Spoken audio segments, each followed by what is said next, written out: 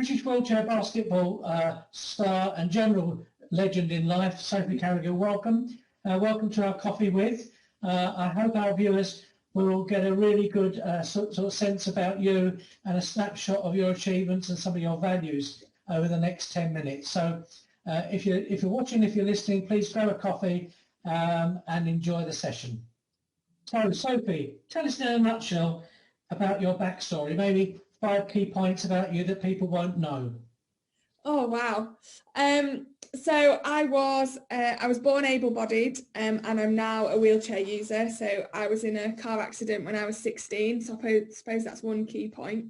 That shaped my life massively. It led me to start up sport. I now play wheelchair basketball for Great Britain, as you mentioned. So the past 10 years really have been really focused on that. I did do a degree alongside that and also a master's degree. So I did it in sports psychology, which really helped me understand a lot around sport as well and around people and how to get the best out of people, which was great, balancing that studying alongside my training, obviously. We were training full time and that was all going towards the Rio Paralympics. We came 4th in Rio, which was a fabulous result really for us, the best we've ever done. Obviously bittersweet at the time because we were the one team missing out on a medal, but still a great achievement. And we went on really from success to success after that. And we're now currently 2nd in the world with a World Championship silver medal and a European Championship silver medal as well. So we were training towards Tokyo and still are, so very focused on that. And I guess finally, my life outside of sport, I'm very keen on promoting disability sport, and I suppose being an advocate for disabled women in the world. So yeah, me in five little bullet points, I suppose. It's an interesting world, the whole world of social change and attitude around disability, and particularly some of the gender agenda, if I can put it that way. And so I think you're possibly the right person in the right place at the right time. You mentioned that you had your personal trauma at the age of 16. How have you managed to turn that round in the years since to your advantage? Yeah, it seems like a lifetime ago, I suppose, but it did really change my life. And I guess turning it around takes a lot of strength and determination. I think that's just a trait that I have anyway, and that really served me well going through that trauma. I use my family and my friends a lot as a real support network, so I think it's really important to always have that circle around you to support you no matter what that is you're going through. And I guess it's just always striving towards the next goal. For me, I finished school and then I went to university and then I started training. So I always sort of had little goals along the way that I was setting myself and sort of achieving as I was going through the journey of recovery, really. So that really helped me to sort of turn things around and see it as a positive as well, because the life that I live now, I definitely wouldn't have had that life had I not had my accident. So there definitely is a silver lining around what I went through. And what do you mean by that, the life that you have now that you wouldn't have had? I guess being able to represent my country, to play sport as a living. I was very sporty before I had the car accident, but I would never have done it to the elite level. I would have probably had a full-time job and things like that. So I feel very fortunate that I get to do really my hobby as my job and commit myself to becoming the best athlete that I can be. And that's what my days are focused around. You talk about coming 4th in Rio and not picking a medal up. But I think it's fair to say that you reached your target, your funding target, and for you as an elite athlete, it's all about funding targets. So I think for people to understand is the targets aren't sometimes being number one, it's being on that ladder, that journey towards sustained success, really. Absolutely, yeah. I think 4th for us in Rio was probably about right. It was what we it was beyond what we'd achieved previously, but it wasn't overreaching, I suppose.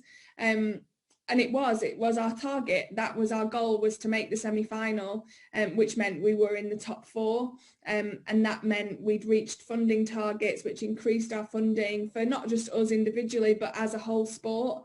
So it was really important that we got there, and actually that we celebrated getting there as well, because that was an achievement for us. And yes, we then went on to lose the semi-final and then the bronze medal game, which obviously you don't ever want to lose games.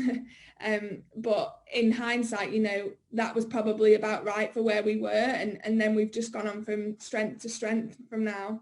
I know that having got to know you a little bit over the past few months, I know that one of the things that burns really bright in you is this desire to make a difference, a desire to sort of improve people's lives and if you like, society in general. Why is that so important to you?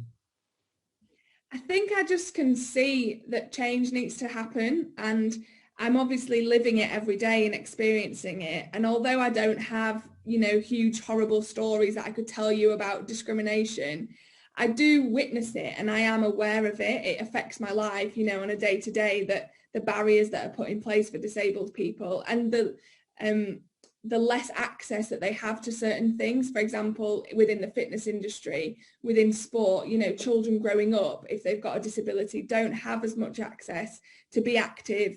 You know, not everybody wants to aspire to be a Paralympian, but actually having the right to just be fit and healthy is so important. So I see it, you know, I'm very fortunate that I have had an experience through sport and I am active, but I know that that's not the case for everyone. And I just wish that society put an importance on including the disabled consumer, including disabled people in what they do, in how they plan things. I've been to too many hotels where it says that there's an accessible toilet or an accessible room, and they're just completely way off how I would personally design it or my needs are. So I just wish people would consider it more, because we're a massive group of people, a massive community that are so valuable and need to be represented more widely, I think, in the media, in social media especially. I think you're right on that. So a big 12 months ahead of you, with or without Tokyo. We're still waiting to find out. Yeah. What does the next 12 months look like for you personally? I think for me, I'm always about growing and developing. It's one of my values that I hold quite dear to me, is I'm always seeking new opportunities. So I guess that's why I'm sort of doing different things outside of sport, I suppose, to sort of expand my knowledge and to continue to learn. So hopefully some opportunities around those sort of areas that we've talked about briefly will arise. And like you say, who knows if Tokyo goes ahead or not, but that ultimately is my number one goal. Is day to day I am an athlete and I look after myself and I train so that I can be in the best possible condition and be the best teammate possible going into, if Tokyo goes ahead, great, but if not, we'll still be competing the year after and the year after that. So so that's a really important goal for me as well. As people are watching this and just finishing their coffee, is there one piece of advice in leaving that you would give them in terms of what they can take from your learnings and your experience? I think the one thing that I would say, and sort of what I live by, is if you've got dreams, then strive for them, go towards them, gravitate towards them, take risks. And I think really, I guess my mantra, I suppose, is believe that you can achieve, because I think I obviously did a psychology degree, and the mind is such a powerful tool that if you put your mind in action and really believe that you can do something, I think a lot of things fall into place and ultimately you will achieve that. Sophie, that's great. Thank you for your insight. Thank you for sharing your experience and your passion to really make things better for everybody out there. Just tell us again what that saying is. Believe that you can achieve. Okay. If you're viewing, I hope you've enjoyed the time with Sophie today. We wish her luck for a time ahead and for Tokyo if it goes ahead, and do view with us again soon. Sophie, thank you. Thank you.